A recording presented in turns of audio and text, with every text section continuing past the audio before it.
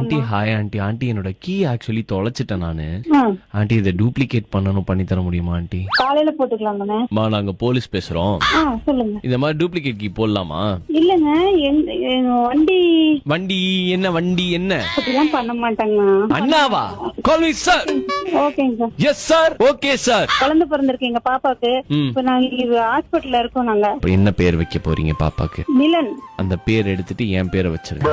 ஓகேங்க சார். என்னங்க எது பண்ணாலும் எது சொன்னாலும் பண்ணுவேன்னுவீங்க நீங்க. என்ன சொன்னாலும் பண்ணன்றீங்க.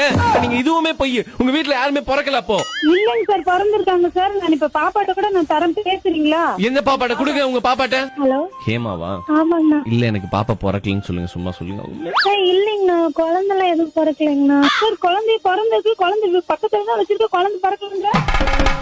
ஒரு சாவியை தொலைச்சிட்டேன், இன்னொரு சாவி டூப்ளிகேட் போட்டு தரேன்றீங்களே. நாளைக்கு என் பையனை நான் தொலைச்சிட்டேன், இன்னொரு பையனை டூப்ளிகேட் போட்டு கொடுப்பீங்களா?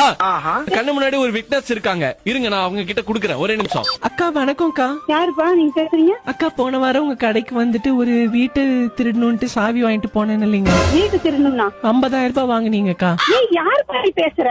50,000 ரூபாய் வாங்கண்ணா. இப்படி பேசாதீங்க. மன்னிப்பு சொல்லுங்க. இனிமேட்டு இந்த மாதிரி பண்ண மாட்டேன்னு சொல்லிடுங்க. பண்ணவே இல்லைன்ற எதுக்கு நான் மன்னிப்பு கேக்குறேன்னு எனக்கு தெரியலையே. இனிமே சாவி போட மாட்டேன், இனிமே சாவி போட மாட்டாங்க. இனிமே திருடவே மாட்டேன். இனிமே திருட மாட்டேன்ப்பா. அது வீடா இருந்தாலும் வண்டியா இருந்தாலும் நியாயமா நடப்பேன். எதா இருந்தாலும் நியாயமா நடக்கும் சார். நியாயமா நடந்துக்கோங்க. உங்க பொண்ணு தான் உங்களை பிராங்க் பண்ண சொன்னாங்க. நான் ஆர்ஜே தீபக் பேசுறேன். ஒரு அளவுக்கு தான் ப்ரோ.